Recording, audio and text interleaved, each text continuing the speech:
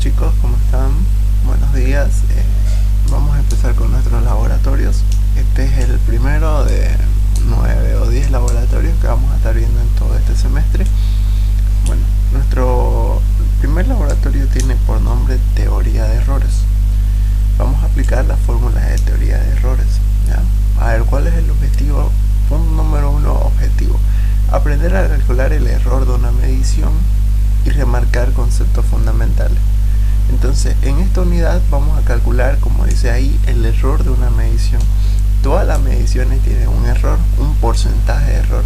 Entonces, con estas fórmulas de teoría de errores voy a aprender a ver qué datos tienen más error que otros para poder descartarlos, o también qué datos tienen menos error que otros para poder aceptar el dato que tiene menos error, ¿no? Sacar una conclusión con respecto a los porcentajes de error. También vamos a remarcar conceptos fundamentales, es decir, vamos a ver todos los conceptos de este laboratorio número 1. Punto número 2 es el fundamento teórico, en el cual vamos a ver como punto número 1 qué es medir. Aquí dice, ¿no? Medir es comparar una magnitud con otra que se considera como unidad, ¿no? Entonces, por ejemplo, nosotros en este tema vamos a ocupar como unidad el metro. Entonces, es comparar una magnitud con otra. Cuando yo digo 5 metros, me refiero a 5 veces un metro. En realidad solo existe la definición de un metro, no de 5 metros, pero 5 metros sabemos nosotros que es 5 veces un metro. Y así los centímetros, que son un metro partido en ¿cuántas partes? En 10 partes, ¿no? En 100 partes, perdón. Y los milímetros, un metro partido en 1000 partes, ¿no? Y así sucesivamente. La unidad es el metro. ¿Y cómo lo comparamos? Con el metro vamos a comparar. Entonces eso es medir, eso es medición. Comparar una magnitud con otra que se considera como unidad. Clasificación de errores.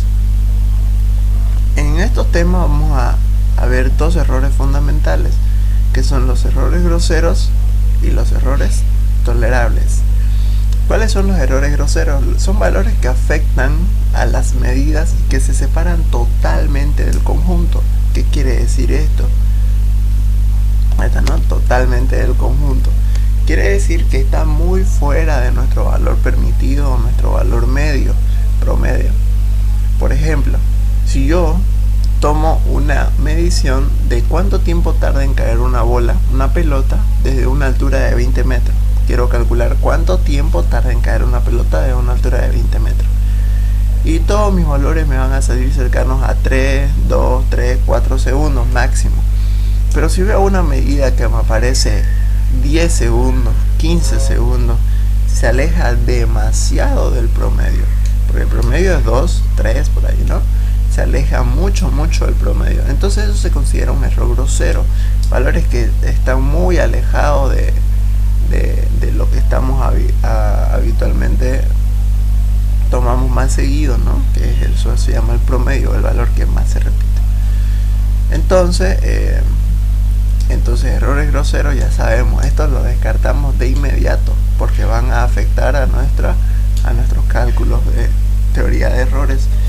¿Cuáles son los errores tolerables? Dice, son los que perduran una vez excluidos los errores groseros, ¿no? Entonces, si ustedes dicen, tienen 5 mediciones, ven que tienen 2 errores groseros, eliminan esos 2. Los otros 3 que quedaron se consideran errores tolerables. Entonces, ¿cuáles son esos? Pueden atribuirse a diferentes causas y se clasifican en 2 categorías: errores sistemáticos y errores accidentales, ¿no? Los errores sistemáticos a la vez se separan en 3 categorías, ¿no? Tenemos el error instrumental, el error personal y el error externo, ¿no? ¿Cuál es ese error instrumental? ¿Qué dice, no? Vamos a leer, es aquella que deriva de los aparatos en malas condiciones y se reducen o se eliminan calibrando los aparatos. Entonces un error instrumental es un error netamente del instrumento, del aparato con el que vamos a hacer el experimento.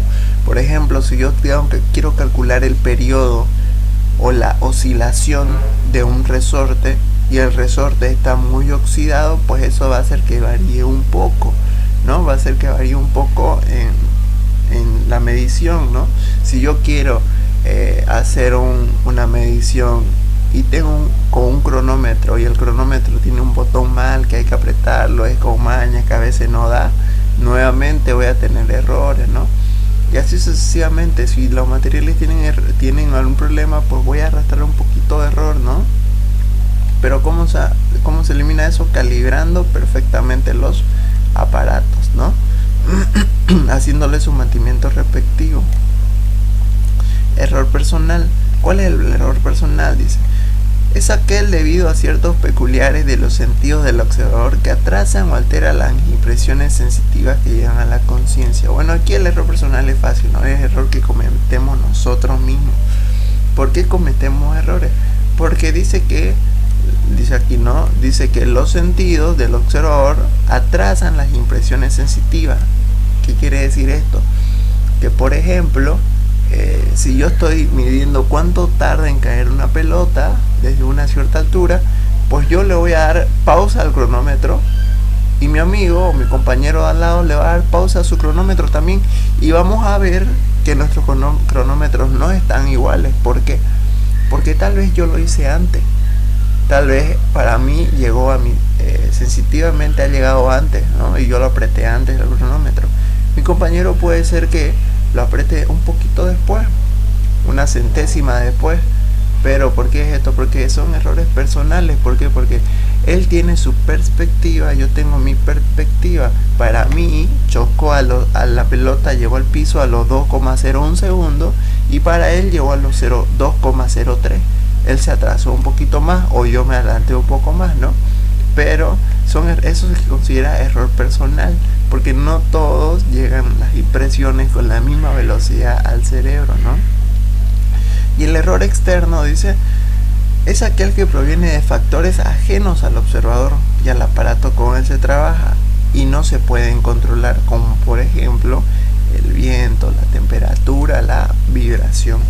Entonces en error externo viene eso, ¿no? Factores que yo no puedo controlar, ¿no? Viene por el viento, muchas veces se nos va, cuando midamos la caída de un objeto, el viento va a hacer que retrase un poco la caída. Si medimos la velocidad, también el viento también va a hacer que retrase un poco la caída, ¿no? También la temperatura, ¿no? La temperatura también va a hacer que retrase un poco la caída, ¿no? ¿Por qué? Porque la temperatura se va a variar la densidad, y si varía la densidad, en el experimento número 1 que vamos a hacer, que ahorita se lo voy a presentar, si varía la densidad, pues el objeto va a caer un poquito más rápido también, ¿no? Y los errores accidentales por último, dice, ¿no? La práctica nos enseña que varias mediciones de una misma magnitud no concuerdan.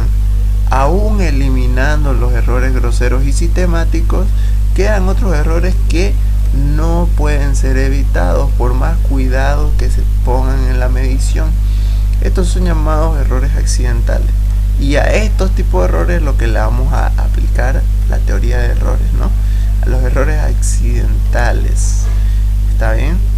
Y en la tercera parte de fundamento teórico quiero que investiguen ustedes. En este apartado me van a poner todo lo que encuentren de los tipos de calibrador de Vernier, o pie de rey también se llama, cuáles son las partes del calibrador de Vernier o pie de rey, y cuál es el funcionamiento, cómo funciona el calibrador de Vernier o pie de rey.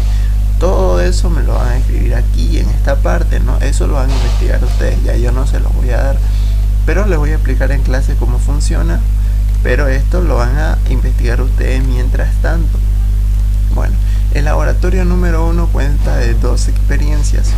La experiencia número 1, que lo van a ver enseguida, es de calcular el tiempo de caída de una esfera en un medio viscoso, y la experiencia número 2 consiste en la medida de un cuerpo regular, un cuerpo geométrico regular, llámese cubo, llámese cilindro, con el calibrador de Vernier.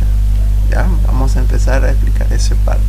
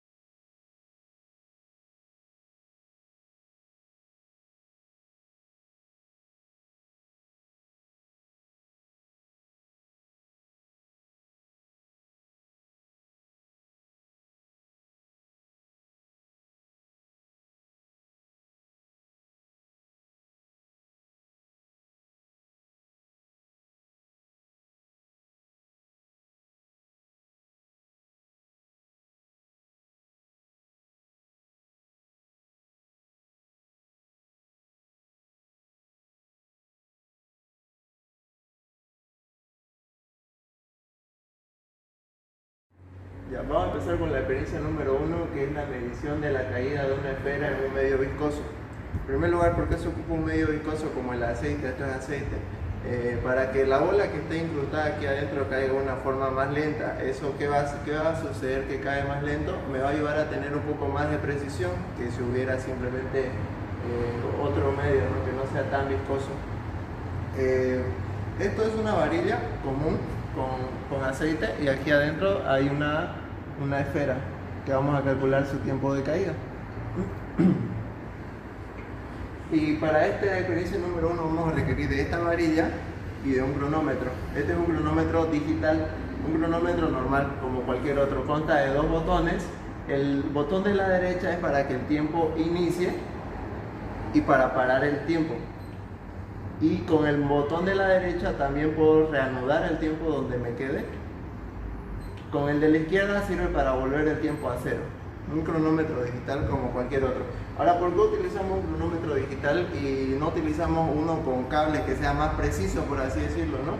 Porque estamos en teoría de errores y queremos cometer errores ahorita, ¿no? No lo vamos a hacer muy exacto porque queremos aplicar la fórmula de teoría de errores, ¿no? Por eso es que vamos a utilizar esto que es un poco más manual y que conlleva cierto tipo de error mío visual o error del instrumento. Entonces voy a empezar a calcular el tiempo que tarda en caer la esfera. Cuando la esfera pase por este punto, voy a iniciar el cronómetro, y cuando llegue a este punto inferior que está marcado, voy a pausar el cronómetro. Guardo esa medida y la anoto aquí. Voy a hacer 5 mediciones. ¿Ya? Entonces voy a empezar la primera. Entonces voy a empezar con la primera prueba. Cuando la esfera pase por este punto, voy a iniciar el cronómetro. Cuando termine su recorrido en este punto, voy a pausar el cronómetro y la medida que haya guardado la voy a anotar en la pizarra como primer medida. Vamos a comenzar.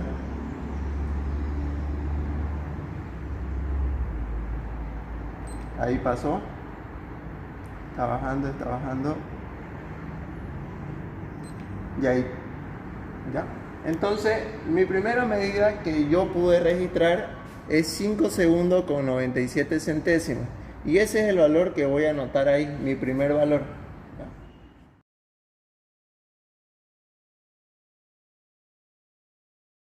Entonces, ya terminé yo de hacer las 5 medidas que les dije que iba a realizar. Y como verán, son valores muy lejanos. Miren, aquí tenemos 5,97, 5,79, 4 y este 6,40. ¿Por qué sucede eso? Eso sucede por la inclinación de la varilla. Si la varilla la pongo de un estado vertical, va a caer lo más rápido posible, como este que salió 4,49, mientras si lo inclino un poco, va a tardar en caer, ¿no? Como este que tardó 6,40.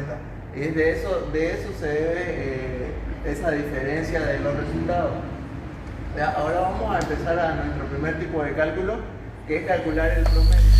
Bueno, continuando con la parte de cálculos, vamos a enseñar cómo fue que se llenó la tabla o cómo fue que se completó la tabla. Bueno, primero que todo he copiado en una tabla de Excel los datos, que son los 5 tiempos. Todos estos datos están en segundos, ¿no? Entonces lo primero que voy a hacer es sumar estos 5 datos, ¿ok? La sumatoria de estos 5 datos lo voy a introducir en esta celda. Entonces, como aquí ustedes lo pueden hacer manual, pero si no, también lo pueden hacer así en Excel, ¿no? Suma.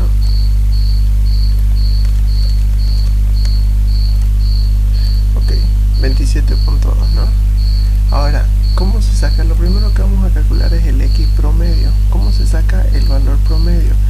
Dice aquí en la fórmula, aquí a la derecha, sume todos los X sub I, aquí están todos los X sub I, súmelos todos y divídalo entre la cantidad de números que había, ¿no? Lo sumo todo, ya me salió 27.2, lo divido entre la cantidad de datos, n es la cantidad de datos, sería 22 dividido entre 5, y así se saca el promedio. Sumo cada dato y lo divido entre la cantidad de datos. Entonces aquí voy a calcular el promedio, ¿no? Es igual a este dato, que es la sumatoria, ya la tengo, 27.2 dividido entre la cantidad de datos que tuve, que fueron 5. Ahí está, 5,448 sale el promedio. Ahora, vamos a calcular esto, x sub i menos x promedio. El x sub i son estos datos de acá, son 5 datos de x sub i, y el x promedio solo tengo un dato, ¿no? Entonces lo que tengo que hacer es restar el x sub i menos el x promedio, luego el otro x sub i menos el x promedio, luego la tercera medida menos el x promedio y lo pongo acá, la cuarta medida menos el x promedio y así sucesivamente. Pero voy a tratar que tener los valores, los resultados de valores absolutos. Valores absolutos quiere decir que el signo siempre sea positivo, ¿está bien? Entonces voy a escribir, tengo que hacer valor absoluto, ¿no? ¿De quién? Voy a restar el x sub i, aquí ya lo he seleccionado, menos el promedio. ¿Cuánto vale el promedio? 5,448. Ahí está. Ahora voy a arrastrar la fórmula hacia abajo para que se termine de completar. Y si se dan cuenta, cuando yo le puse el ABS, aquí, si no le hubiera puesto el ABS absoluto, me hubieran salido algunos valores negativos, no importa. Pero vamos a trabajar con todos los valores positivos, por eso es que le puse absoluto. Esto que acabamos de calcular en este momento se llama error aparente. Aquí está, error aparente, ¿no? EAP dice en la fórmula, ¿no? Que se calcula restando el x sub i menos el x promedio. Aquí está, cada uno de estos x sub i menos el x promedio, así se calcula el error aparente, ¿ok? Ahora lo que voy a hacer es, en esta columnita voy a poner el error aparente al cuadrado, ¿ya? Y ustedes dirán ¿por qué? Ya más adelante vamos a ver por qué. Pero voy a escribir esto que ya saqué, estos valores que acabo de sacar hace ratito, se llama error aparente. Ahora solamente en esta fila de aquí, perdón, en esta columna lo voy a elevar al cuadrado, ¿no? Ya lo tengo calculado, x sub i menos el x promedio al cuadrado. Aquí está, el x sub i menos el x promedio. Falta nada más que lo elevemos al cuadrado. Entonces pongo este dato elevado al cuadrado, y así para todos los termino de bajar. Ahí está. Ahora vamos a sumar estos datos, estos 5 datos que acabo de calcular, y los voy a poner aquí abajito, ¿no? Y ahorita les explicaré por qué, pero ese dato no va a servir para más adelante, así que los voy a sumar, estos 5 datos que acabo de sacar, y los voy a poner aquí.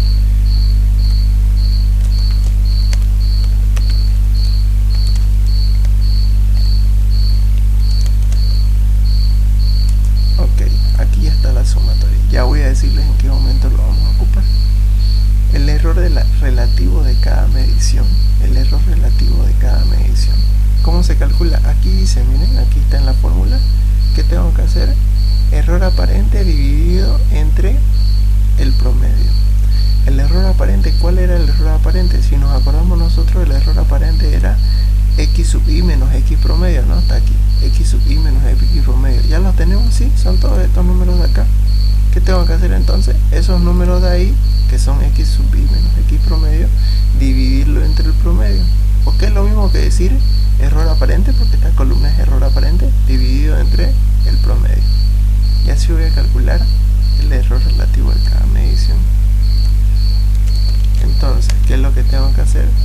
Tengo que dividir el error aparente entre el promedio, que fue 5,448. Nada más.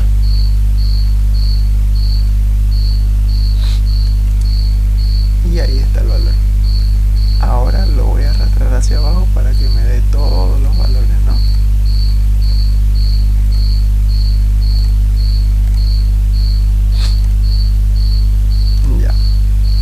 Ya lo tenemos todo.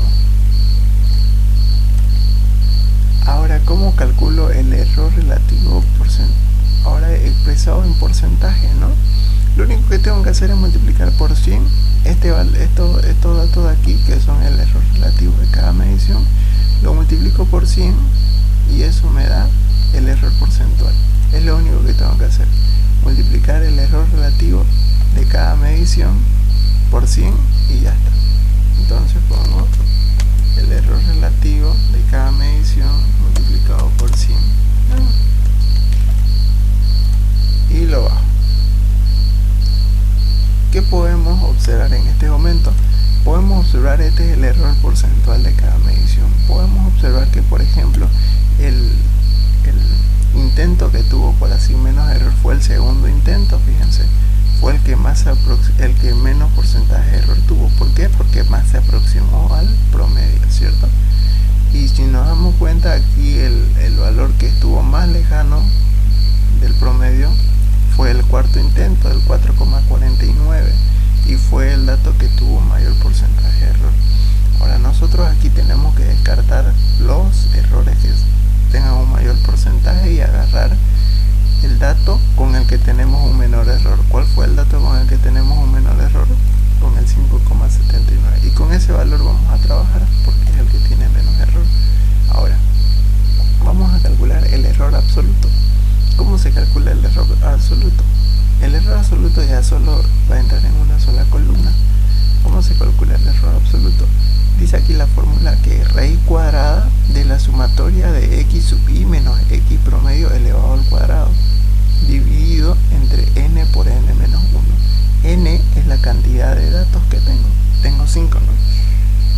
Y si se dan cuenta, aquí dice sumatoria de x sub i menos x promedio al cuadrado. Y aquí está, fíjense, la sumatoria de x sub i menos x promedio elevado al cuadrado. Aquí está la sumatoria. Esta columna de acá es x sub i menos x promedio al cuadrado. ¿Se acuerdan que la calculamos? Y yo les dije que este número lo íbamos a ocupar más adelante. Entonces lo vamos a ocupar aquí en el error absoluto. ¿Por qué? Porque dice sumatoria de todos los x sub i menos x promedio al cuadrado. Aquí están todos los x sub i menos x promedio al cuadrado, y aquí está su sumatoria. Entonces, ¿cómo lo calculo? Escribo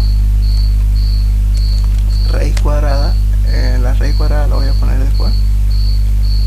Póngalo, que tengo que poner sumatoria de x sub i menos x promedio al cuadrado. Ya lo puse, aquí está la sumatoria, dividido entre ¿cuánto? N. ¿Cuánto es n? Es 5, ¿no? Por n menos 1. ¿Cuánto es 5 menos 1? 4. ¿Por qué 5? ¿Por qué 5? Porque son 5 datos. N es la cantidad de datos. Y esto lo voy a elevar a la 1 medio de mi calculadora.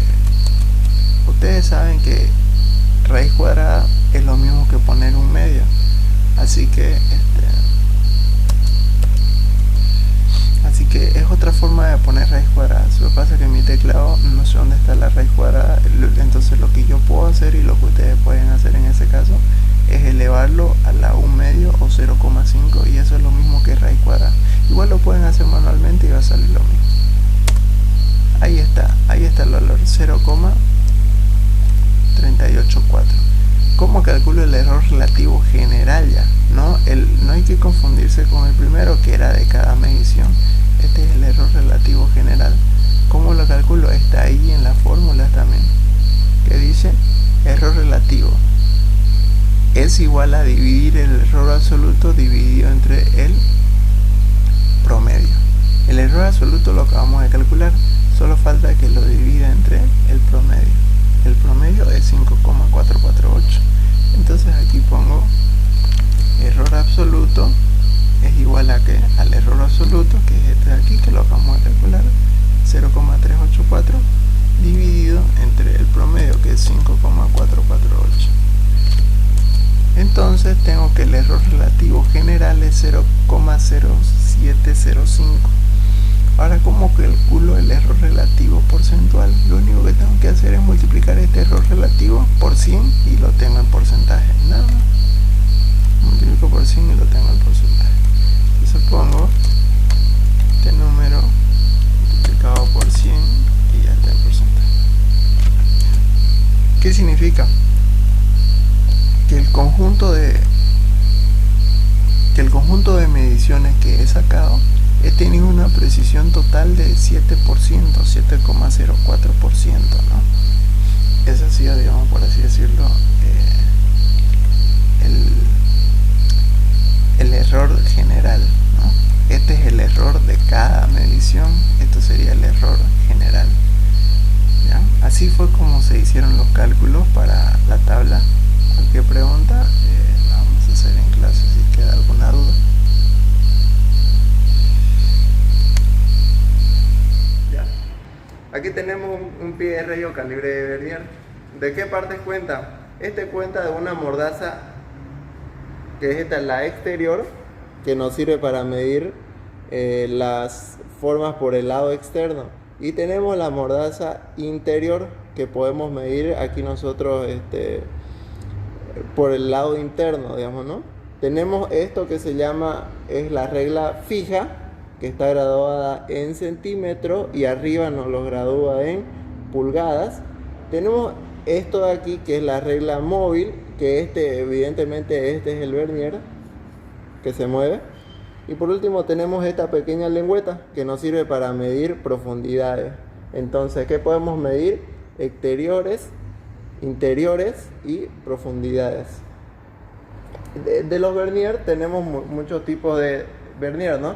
Y todos dependen de la precisión. Este vernier particularmente tiene una precisión de 0,02 milímetros. O sea, es decir, nuestras medidas avanzan de 0,02 en 0,02. Tenemos otro que no es muy preciso, pero también está aquí, que este es de 0,05 milímetros. Es decir, que nuestras medidas que vamos a tomar van a ir avanzando de 0,05 en 0,05.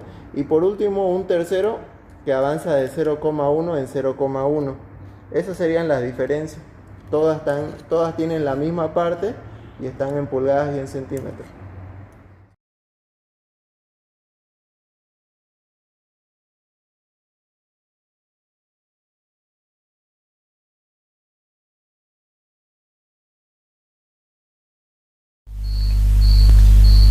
Bueno, vamos a empezar con la experiencia número 2, en el cual vamos a aplicarle teoría de errores a dos cuerpos de volumen geométrico regular, ¿no?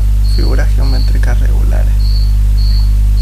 Y vamos a empezar con un cilindro.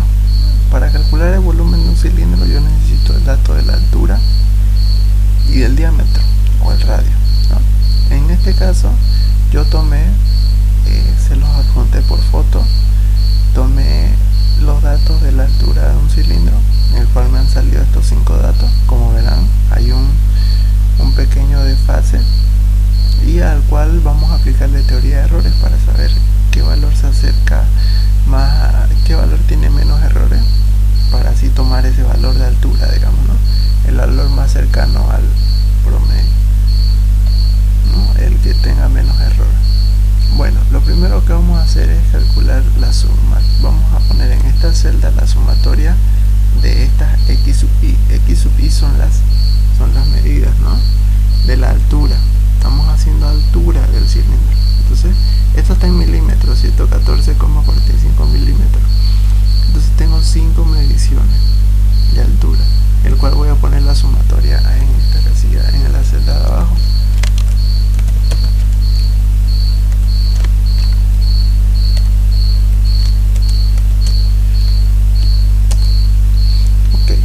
Ok, sale 572.74.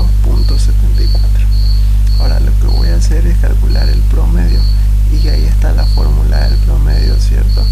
Promedio dice sumatoria de todas las alturas dividido entre la cantidad de datos, ¿no?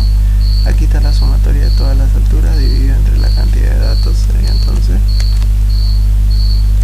la sumatoria de todas las alturas, ya la seleccioné, dividido entre la cantidad de datos, que en este caso, bueno, en todas las experiencias he tomado solamente 5, y sale da un total de 114,548.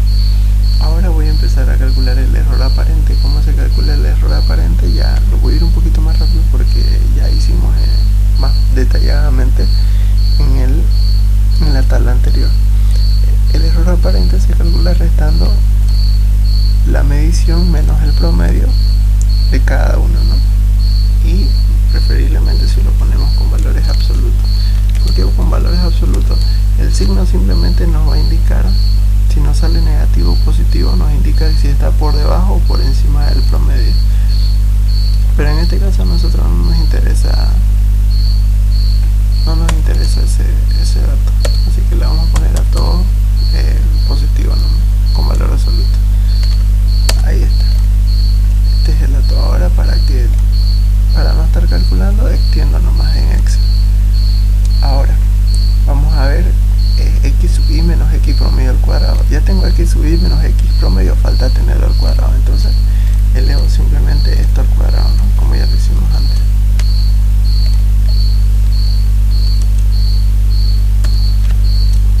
Y arrastro la fórmula porque es para todos los datos, ¿no? El error relativo de cada medición. ¿Cómo se calcula el error relativo de cada medición? Aquí está la fórmula. Error aparente dividido entre el promedio. El error aparente ya lo calculamos, está aquí. Esto es error aparente dividido entre el promedio. Entonces tengo que va a ser igual al error aparente dividido entre el promedio, que es 114,548. Ahí está, ¿no? Ahí está el error relativo. ¿Cómo lo vuelvo porcentual? Simplemente multiplicando el error relativo por 100 y ese valor se vuelve en porcentual.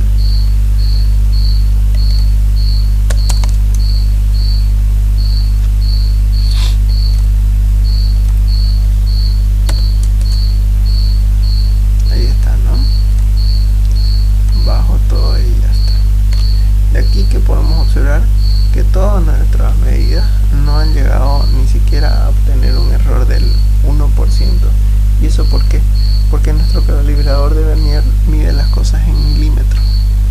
Entonces tenemos nosotros datos que tienen hasta una centena de milímetros. Porque fíjense que este dato, por ejemplo, es 114 milímetros, 64. Entonces es una 64 centenas de milímetros. O sea, es muy exacto, ¿no? Por eso es que el error también sale que es muy bajo, debido a que con el calibrador de Vernier logramos tener una precisión increíble. Entonces continúo.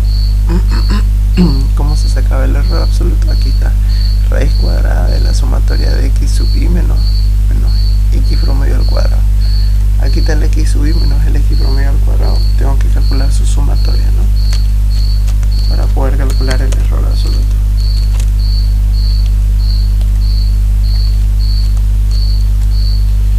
Ok, su sumatoria es esa.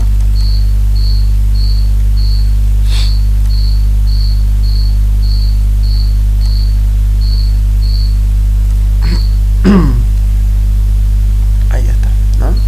Ahora voy a ponerlo en este espacio de acá.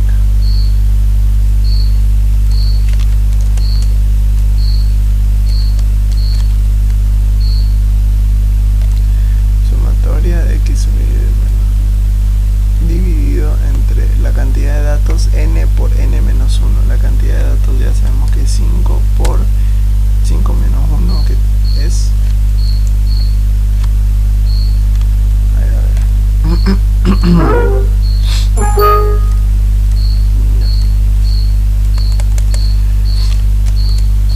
5 por 4 sería, ¿no?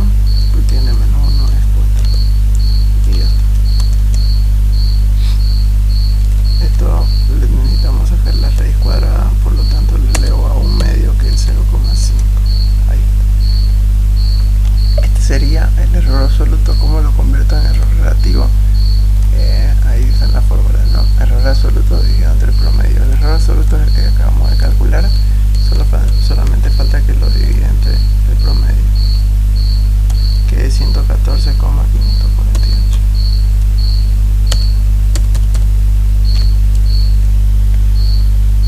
¿Y cómo lo vuelvo a ese error relativo? ¿Cómo lo vuelvo porcentual? Simplemente multiplicando el error relativo por 100 ya se convierte en porcentual, ¿no? Está aquí en la fórmula, relativo por 100 se convierte en porcentual.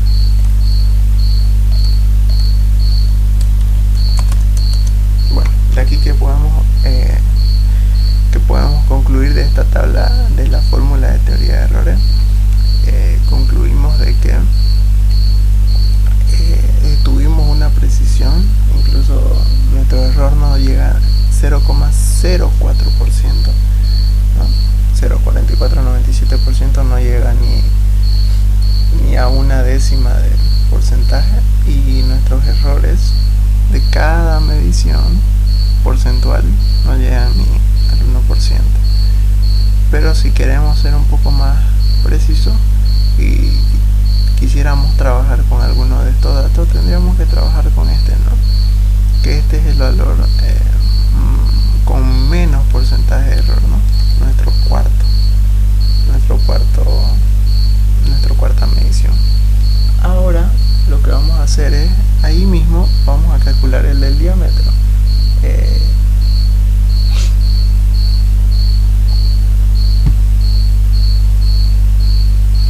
Ahora no lo vamos a hacer, simplemente van a ver cómo de fácil es en el Excel. No lo vamos a calcular todo esto, sino que vamos a borrar estos datos y simplemente vamos a poner para el radio, ¿no? para el diámetro.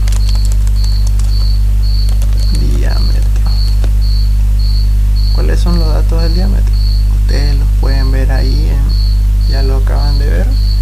Yo ahorita los voy a anotar, aquí mismo lo vamos a hacer. 24.60. El otro dato es 24,68.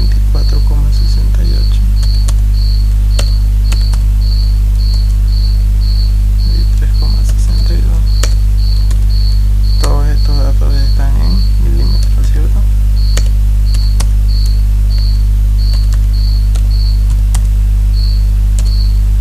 Y ven cómo la tabla se actualiza sin tener que nosotros cambiarle muchas cosas, ¿no? Simplemente vamos a cambiarle aquí el promedio, que ya no es 114,548, sino que el promedio es 23,96, ¿cierto? Ahí está. Ahora arrastro, corrijo esa parte simplemente, aquí ya está esto. Aquí nuevamente cambiamos el 114 por el 23,96, que es el nuevo promedio, y arrastro.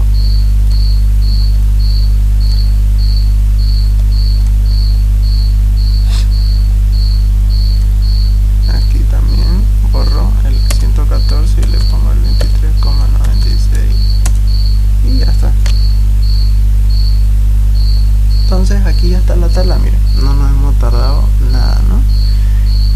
Aquí podemos concluir que nuestra medición con menor porcentaje de error ha sido la tercera, el diámetro igual a 23,62 milímetros, y que hemos tenido un error relativo porcentual de todas nuestras mediciones del 1,16%. Entonces ya puedo yo calcular lo que es el volumen, ¿no? El volumen de ese cilindro. El volumen del cilindro, su fórmula es pi cuartos por diámetro cuadrado por altura, ¿no? Ya seguramente lo van a ver en la pizarra. ¿Está bien?